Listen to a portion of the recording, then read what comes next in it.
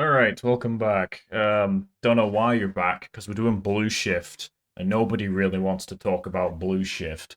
So, Blue Shift was the last Half-Life 1 related thing we ever got.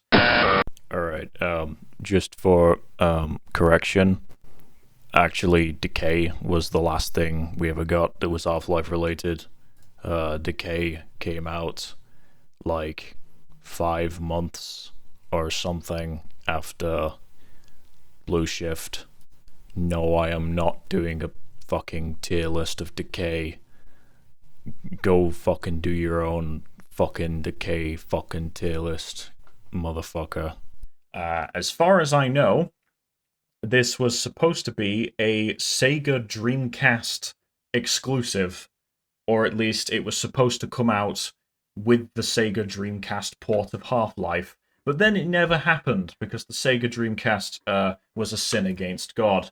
Very much like the HD models that they released with Blue Shift. The HD models for Half-Life, by the way, if you use them, there is a special place in Water Hazard Hell for you, just to let you know. But Blue Shift released to not much fanfare because it is incredibly short, and quite frankly, I think there are mods better than this. In fact, Uplink, the Half-Life demo, Uplink is better than Blue Shift. So this is going to be a short video. As you can see, we've got S going all the way down to just like we did for Half-Life 1. And we're starting off strong because we're starting off with the Blue Shift Hazard course, which goes straight into... The reason for this is because prior to making this tier list, I actually quickly installed Blue Shift and played the Hazard course, because it occurred to me that I have never actually played the Blue Shift Hazard course. Or at least I think I have, and I was very quickly reminded as to why I either have never played it or have no memory of it. The Blue Shift Hazard course is literally just the Half-Life 1 Hazard course, but with a Barney hologram that slightly changes some of the lines. But that's it. That's all there is. It is the same as the Half-Life 1 Hazard course, as far as I can tell. So, anyway, Chapter 1, Living Quarters Outbound. It's the tram ride. It's very detailed compared to the Half-Life 1 tram ride, but this did come out in 2001, I believe. So, Half-Life was... The Gold Source engine was getting on a bit by 2001. 2001 is when Halo came out. But the tram ride in Blue Shift is much more detailed than the tram ride in Half-Life 1, but it's going in D tier because it's just a tram ride. And there's, like the tram ride in Half-Life 1, there's not much gameplay, not much to say about it. Then you've got Chapter 2, Insecurity. Very cool chapter. Just because, I don't know, I like seeing Half-Life from the perspective of a security guard and walking around as a security guard, which is kind of cool. There's lots of little nice things in here, like there's the shooting range and all of the sort of little things going on. It's cool. It's cool. It's more Half-Life, but it's not gameplay. They do actually give you a gun immediately, and then you have to resist the temptation to just start shooting everybody.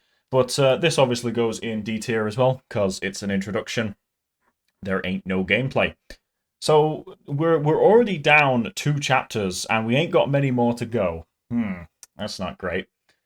So anyway, finally, the way that Barney gets stuck in Blue Shift is that he gets, or at least how he avoids the cataclysm, the resonance cascade, is he gets stuck in a lift, and well, he almost dies from it, but he gets stuck in a lift. And Duty Calls is the first chapter where you actually get to do things. This is basically a sewer level. It is more or less entirely a sewer level, running around a lot of sort of pipe areas, areas with big pipes shooting Vortigants. You do get a shotgun in this chapter as well. You get the shotgun very quickly, but that's because Blue Shift is very short. This goes in C tier. It's okay. It's got some gameplay. It's not too bad. It's more or less all I can say about Duty Calls. Kind of like a big sewer level, in my opinion. And then we move on to Captive Freight. Captive Freight is quite a long chapter in terms of Blue Shift. This is basically the whole of Blue Shift. This chapter right here is the bulk of the entire of Blue Shift. And this is going in A tier. It's got a lot of good marine... Well, I say good. I don't want to say good. Compared to Half-Life, it ain't as good. But it's got lots of marine fighting in there. Captive Freight is, you meet Dr. Rosenberg, you do all that crap. You free him. You get caught actually with him, and then you just climb straight out of it and shoot everyone.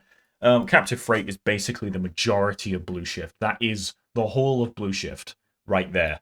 So it goes in A tier because it's not bad. It's not amazing. I've played Half-Life mods that are better, to be honest. But it's not too bad. That's it, really. Then focal points, because somebody, for some reason, was like, hey, what would be really good for our incredibly short Half-Life expansion? I know. Let's do a Zen chapter. People love the Zen chapters. So yeah, you go to Zen. Even though this is very short, you gotta go to Zen. This shit sucks, to be honest. I don't like focal point. It's not anywhere near as bad as any of the Zen sections in Half-Life 1, in my opinion. But it's not good. It's still Zen. It still does all the things I don't like about Zen. It is better than Half-Life 1 Zen, but I dislike it. And I really, focal point is like basically you get past Captive Freight and you're like, well, there goes Blue Shift, I guess. That was Blue Shift. Chapter 5, Power Struggle. Power Struggle has certainly got more gameplay, a little bit of a fighting with the grunts, more fighting the Marines as you're trying to get the battery to start up the old teleporter. I do think it's a cool detail in Blue Shift that you get to see the older sort of abandoned bits of Black Mesa from that are from the 1950s or something. I don't know, that's a cool detail. Look, I'm struggling, man. It's Blue Shift. What do you want me to say about Blue Shift? This goes in B tier. It's alright. You get there's some puzzles in here, I suppose, with turning machines on and off and moving. You have to move barrels around and then fill the place with water so that you can jump across not water, but hazardous material. And then you have to jump over the floating barrels because you have to position them. And it's gameplay, I suppose. Can't really complain. Then we get a leap of faith, which is just Dr. Rosenberg telling you what to do as you run the machine by basically just pressing a button when Rosenberg tells you to press the button. You can't really fail. And then you do get a tiny little bit of combat with the Marines at the very end of this, but that's it. That's all there really is. I would put a leap of faith in C tier. It's not as good as Duty Calls. It's kind of a meh chapter. Don't dislike it as much as Focal Point, but not much to say. And then finally, you've got Deliverance, which is just the outro where they say, "Well done, Mr. Barney. We have escaped. You have wind." I would just like to say the end of Blue Shift never made sense to me, because I think the implication is that you and these scientists, like Barney and Dr. Rosenberg, they basically just get in a Jeep and drive away from Black Mesa.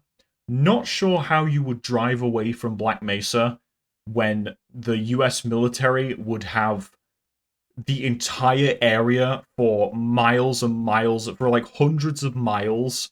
They would be monitoring everything. So if you tried to drive out of Black Mesa in a Jeep, you would be blown up by a drone or something almost immediately, right? The hazardous fucking environment Marines would glass your ass in like 5 seconds if you ever tried to leave in a car. But apparently that's how they escape. This goes in D tier. It's basically just this goes in the ends of D tier. It's basically an outro, and that's it for Blue Shift. There are no S tiers because it ain't that good. I mean, it's Blue Shift, man. What do you want me to say about Blue Shift?